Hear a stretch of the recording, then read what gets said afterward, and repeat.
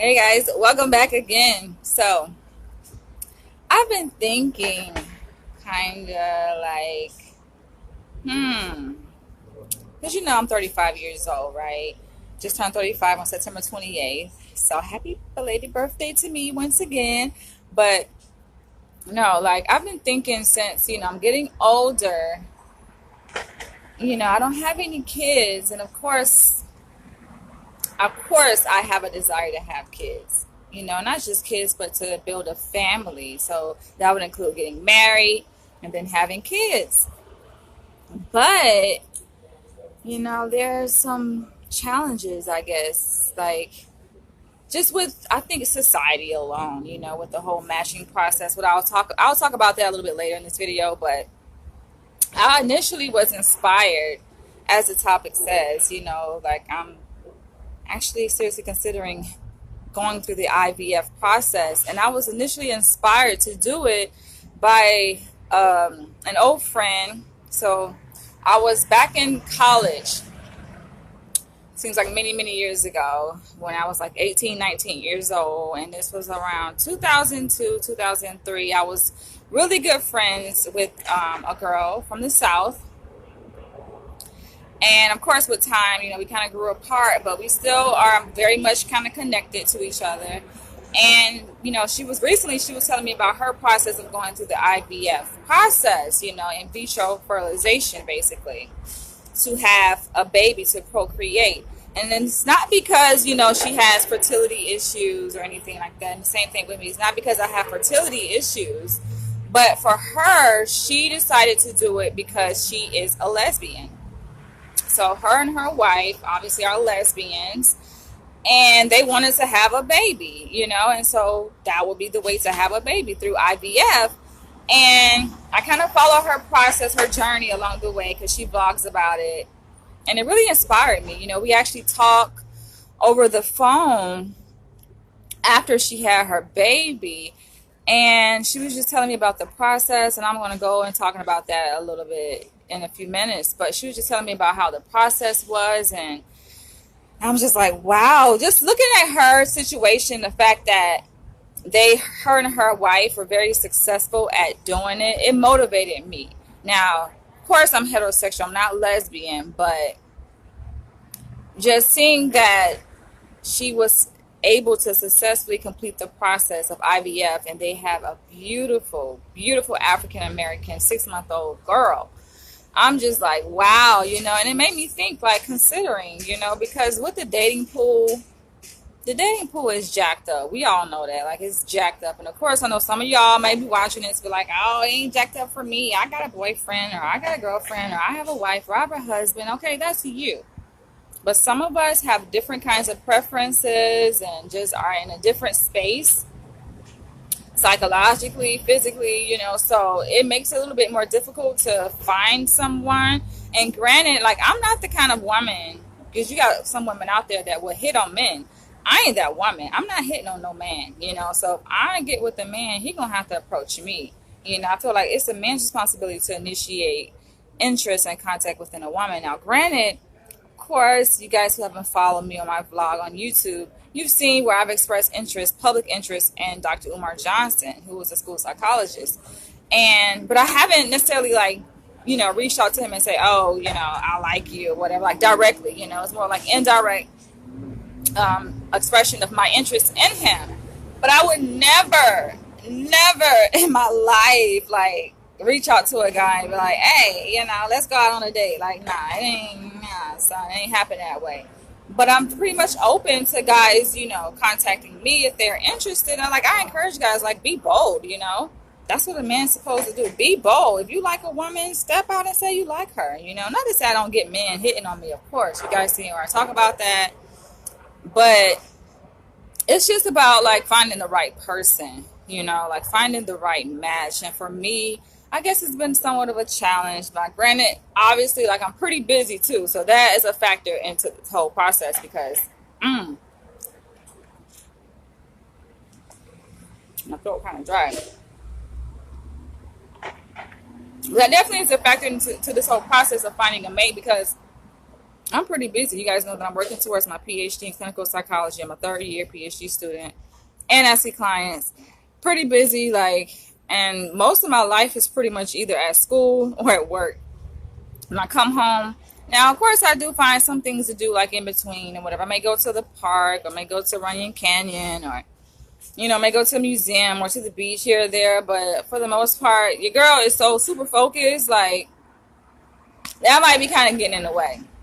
Because even my colleague was trying to pull me outside the house. I'm like, let's go out, let's go party, let's go drink. And I'm just like, I'm not really much of a drinker, but maybe that could be how I can meet a person, a guy, But then on the same token, I'm like, I don't think I want to meet a guy at a bar. But interesting enough, my mom and my dad, who were married for 13 years, or 12, well, about 13, roughly 14 years, they met at a bar. So you never know who you might meet and where you might meet them. But ultimately, like, it's been a challenge for me. And I won't even say a challenge, because it's not like I have been actively, well, kind of, I take that back. Because I was on a few dating sites. Yeah, when I broke up with my ex back in 2017, December 2017, I did kind of put myself out there on a few dating sites, but I even got frustrated with that. I'm just like, dude, this is wasting my freaking time. I feel like it was just a complete waste of time. So I pulled back from the dating websites and just, I just said, fuck it. I'm just more focused on school. That's my primary focus. I keep saying that, but it is. Like, it's my primary focus. So I just said, fuck dating. I'm chilling. And that's kind of where I'm at right now, But hey, if a guy comes my way, then by all means necessary, I will be interested. Gosh, I haven't even eaten breakfast yet, you guys.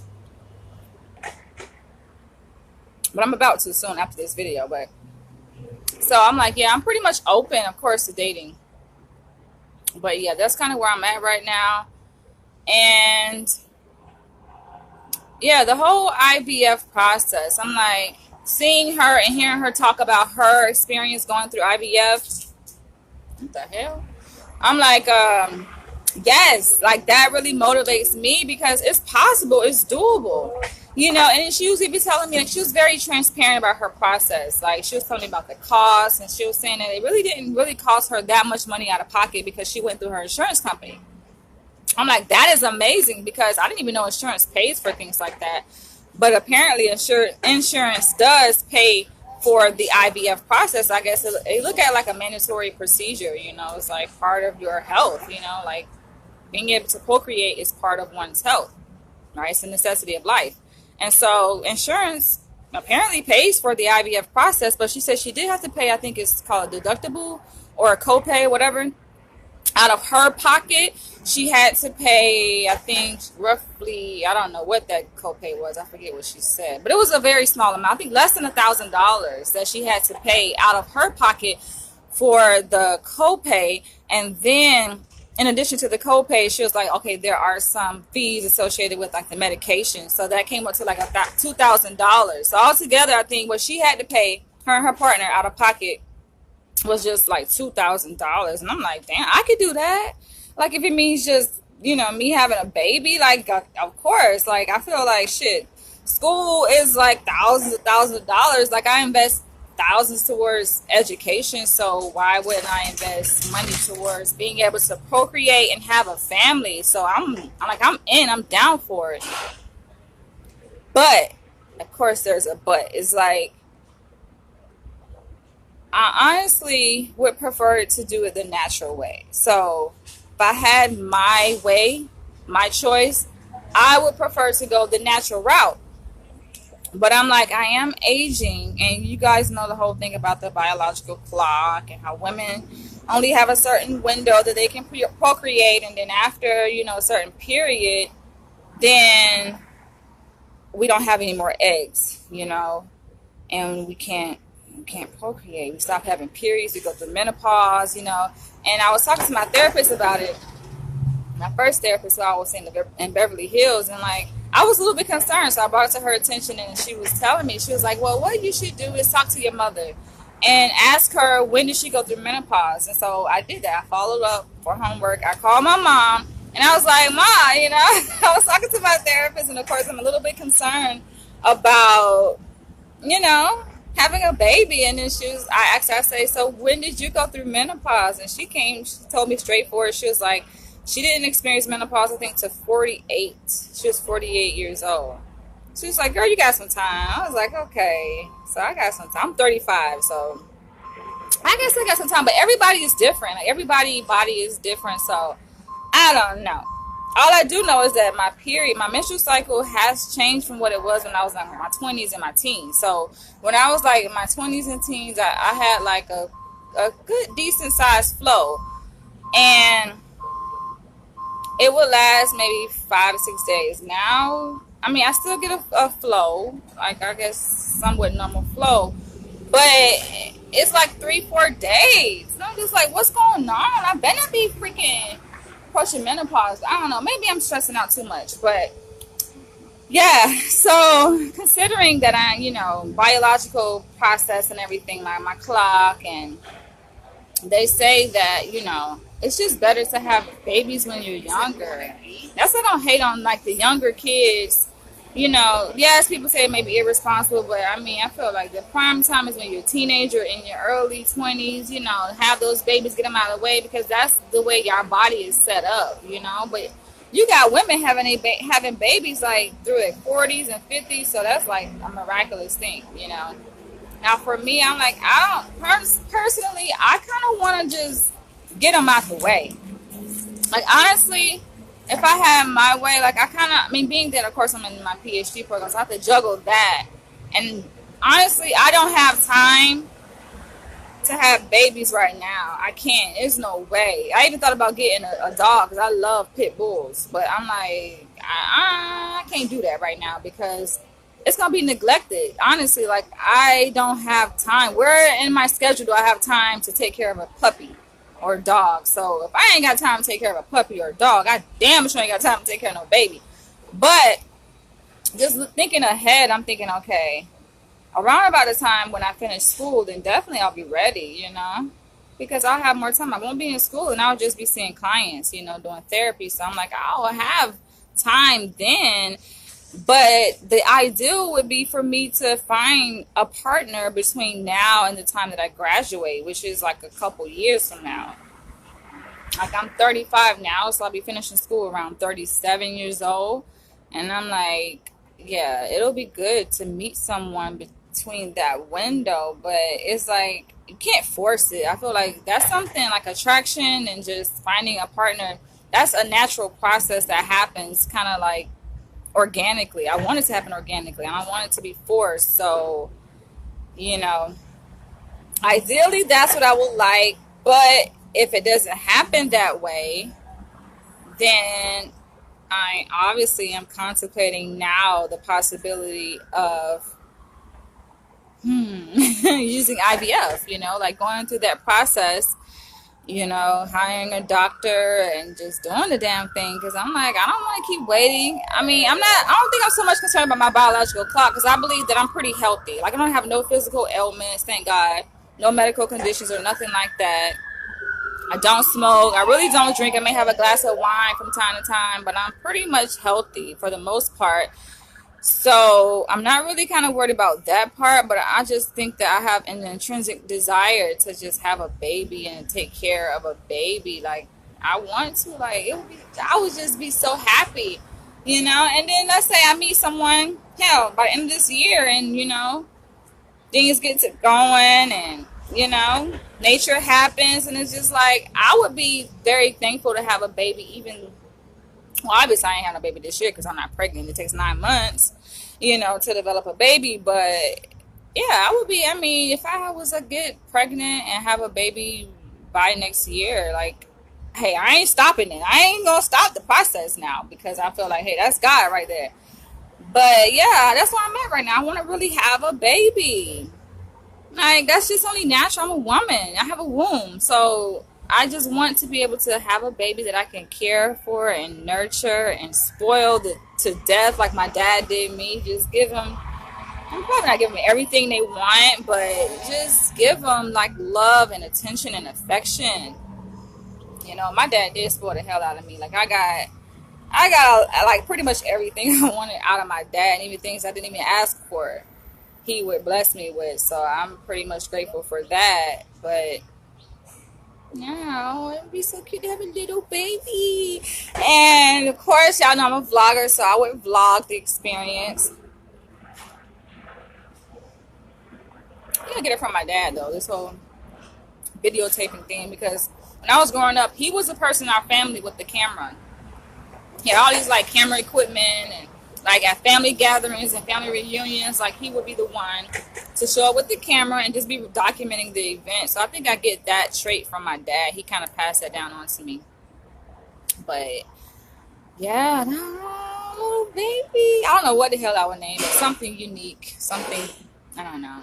But I know I will vlog the experience. And even like some mothers, I talk to some pregnant mothers. I'm like, oh, are you going to record it, you know, the delivery? And they're like, hell no. I ain't bringing no cameras in there. But I'm like the total opposite. I will be the one like recording it. And not necessarily for you guys. I mean, although I like sharing my life with you guys. But it wouldn't necessarily be like the primary reason wouldn't necessarily be for you guys. It would be for me. Because I like looking back at my videos and just looking at my own life. I mean, I do that with every single video that I recorded. I went back and look at it, and I still do look at my videos because I learned a lot just from myself. So it's not so much about, oh, just sharing it with you guys, but I like to look at it for myself. Now, let me see what time it is. Okay, yeah, let me go ahead and wrap this up. So about the whole IVF process. So that's the thing. That's the reason why I said I would prefer to do it naturally, but the IVF process is something serious, you guys. Like, it's taking a chance. Now, obviously, having a baby is taking a chance too. There's a risk that's associated with having a baby, getting pregnant, and the whole delivery. Some mothers just don't make it. I think most mothers do, but some mothers have complications, and especially with the IVF process, it increases the risk. Like, so many different things can go wrong through the process. And as my friend was telling me, she was telling me how, like, in the beginning stages, they put you on medication, you know, because they have to stimulate your ovaries so that you release those eggs, you know, and they do that so your body produces more than one egg, because naturally a woman's body only produces one egg a month. But through IVF, to increase the chances of procreation, you know, of fertilization, essentially, they have to put the woman on this medication to stimulate those ovaries so that they produce more eggs. Sometimes women, they end up like pulling like 20 eggs or 15 eggs at a time from a woman through the IVF process, you know, but that's just to increase the chances. And with those eggs, they take the sperm, which actually the mother, they get to choose the father, the kind of father, or even the makeup of the father that they want to fertilize their eggs. So I think that's kind of unique. I mean, it's different. Because, I mean, naturally, we kind of choose, right, our mate. But I think a lot of it is not really in our control. It's like the universe kind of chooses. But with this process, a woman can choose the kind of man she wants, like, based on his health history. She can choose the skin color, the height, everything, eye color. Like, you get more control over your mate or the person that you want to, you know, develop this baby with through the IVF process. So I think that's kind of unique. It's like, I guess you would say a benefit to it. That's like a benefit to it. But the downside to it, I think, which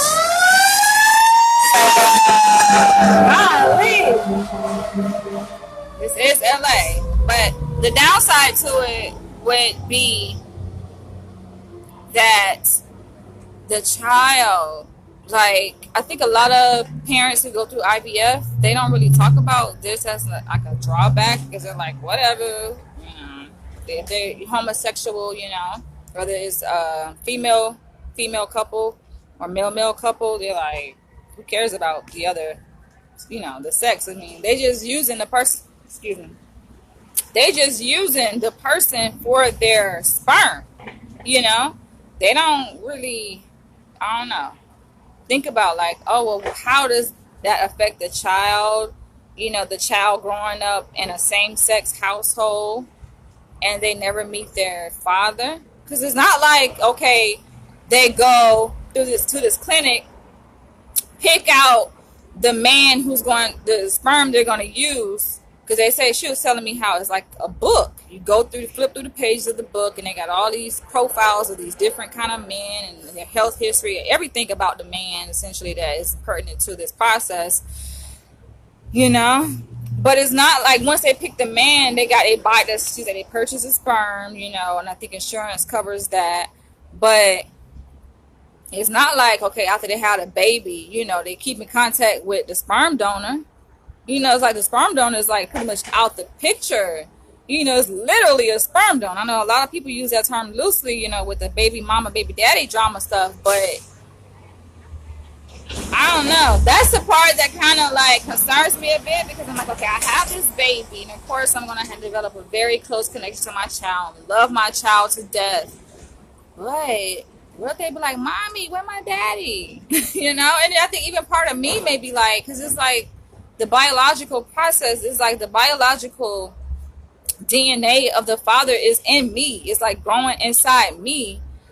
And then I can imagine I may have this desire like to connect with the father, like, because his DNA is inside me. That's just, I think, only natural. And I can imagine the child may be like, mommy, where's my daddy? Once they get old enough to talk and trying to understand what's going on. And what I'm going to tell them? Well, your daddy, I just purchased sperm from him, but we don't know each other. Because it's not like you get to meet the sperm donor. I mean, that would be kind of cool, but that's a whole nother story. I mean, this is a business, you guys. This is like in the business of the IVF thing, you know, the whole sperm donor. That's a job. Men do this for a living. They get paid to do it. To, you know, go into these rooms and ejaculate their sperm, and just like donating plasma. So it's not even like with donating plasma, donating blood. It ain't like the people, the recipients of that plasma or blood, like they can go and thank the person, like, oh, thank you for your donation of plasma or blood. Oh my gosh, what is happening? That ain't the case. So likewise with the whole sperm donor and through the IVF process, it's not like the mother gets to say, oh, I thank you, or let's set a date so you can meet your child. Like, they don't want no parts of that. They just trying to get paid for their sperm. So that's a whole nother thing. And granted, like a good portion of the process requires that the mother take medication. I don't like taking medication. In fact, I don't take medication. I don't even take painkillers. Like how some women take Midol or Tylenol for their cramps. I don't do it. I just stick it out.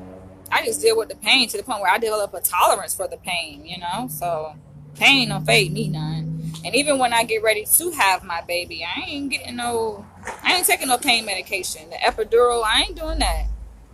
I know a lot of mothers are like, okay, they say the same thing and then they end up giving in and doing it at the last minute. But me, nah. I feel like it's pain. I think it's a psychological thing. It's more psychological than it is physical. For me, it's like mind over matter. Okay, I really gotta wrap this up. But it's like mind over matter. And okay, good. It's like mind over matter, and y'all know I'm in like the BDSM thing, you know. So I feel like I have a certain tolerance for pain anyway. You know, just being a part of the BDSM, like I have like submissives or masochists, they kind of get off on pain, but that's kind of different kind of pain. Now somebody want to call me when I do my live videos. Come on now. Okay, but yeah, I can handle pain, like physical pain, you know. It's psychological. So I feel like going in, and I've watched, oh my gosh, gazillions of child delivery videos. Like that was my thing when I was in high school. What was it called? The Baby Story, I think on TLC. That I used to watch that show religiously, and it just inspired me to see these women. Some of them actually would do the process. They would deliver a baby without anything, you know, just natural. How God intended it to be. And I feel like that's me. Like I would deliver my baby out in nature, just be outside and just I'm that kind of woman. Or even at home, you know. I think that would be a great place to deliver it at home, or on the beach. I even talked about that with my ex. I used to kind of talk about different things like that, and I'd be like, I'm gonna have my baby on the beach. He was, being that he was Jamaican, both his parents were born in Jamaica. We used to like talk about the possibility of just going to Jamaica and just boom, having a baby in Jamaica. But I ain't with him no more. But thinking now, I probably, since I have this fascination and connection to Africa, like, shit, I'll go to Africa and have the baby. That way, I think the baby will have dual citizenship. But either way, like, just do it naturally, man. And when I say naturally, like, even when I'm pregnant, like, some women, mothers, I know what I'm saying is foreign to y'all because y'all just love the healthcare system and y'all attached to it or addicted to it. But for me, I'm total opposite. I'm like my dad. My mom, on the other hand, she's very much connected to the healthcare system because she has to be now, being that she has all these physical ailments. God bless my mom. But I'm like my dad. Like, my dad, he don't go to the doctor for shit. Like, he do everything natural remedy. I remember when I was growing up, he was like, this is how you kill a cold. And he took me outside in the washroom house where he kept kerosene. And it may sound crazy to y'all, but my dad old school. This is how they did it back in the day. This is just how it was. And so went to the wash house. He got some kerosene and a teaspoon. Poured the kerosene on a teaspoon, then went back inside, put some sugar on it, mixed it up, because I think he had a cold at the time. So he was demonstrating to me how he dealt with his cold. Throw it in the back of his mouth, boom, done. I don't know if he still do that to the day. This was like so many years ago, but this is like when I was a little kid. I was a little girl. But yeah, he showed me how, it's done. It's just like, yeah, you rely on that. That's a natural remedy. And he said he'd knock it right out. But he was like, I told him like, Dad, I ain't doing that. I ain't about to drink no freaking kerosene. And he laughed and he was like, nah, baby, I don't want you to do that. But he was like, even telling me, I remember when I was a teenager, he was telling me that, like, gin. He was like, gin worked the same way. He was like, put on you a sweatshirt, like if it's hot, because that's Florida. So Florida gets real hot. It's going to be hot, like, year round down there anyway, but for the most part. And he was like, just put on you a sweatshirt or a couple sweatshirts if you got a cold. Get you a shot of gin. Throw it to the back of your throat. And just sweat it out. He was like, and sweating it out, that's going to raise your body temperature. And that's the reason why we get fever. So basically, he's just trying to tell me to induce a fever. Your body going to do that anyway. Your body automatically gets a fever. And a fever obviously is a sign that you have a cold. And that's why people rush to the hospital when they have a fever. Like, oh, I got a fever. Let me go to the hospital. Because that's what commercials tell you to do. But a fever is there for your health. It's for your good. That's our body's natural response to these the bacteria, the infections that are trying to attack your body, your immune system. Your elevation in your body's temperature is what protects you, is what fights off the infection, the cold that you have in your body. So a lot of people do that. They will get some gin or some, gin and juice or whatever. Not to say you just indulge in it. I'm definitely not saying that. You just indulge in it and get drunk and that ain't what I'm promoting. But I'm just saying to a certain extent that it helps, because obviously alcohol elevates your body temperature. And, with that, it helps fight off infection. So that's just a little side note. But yeah, it's just about my dad just taking more of a natural approach, to just going about life and our health. And he's always been like that. My dad, he's pretty healthy.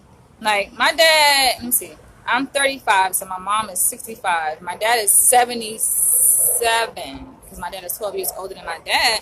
My dad good, man.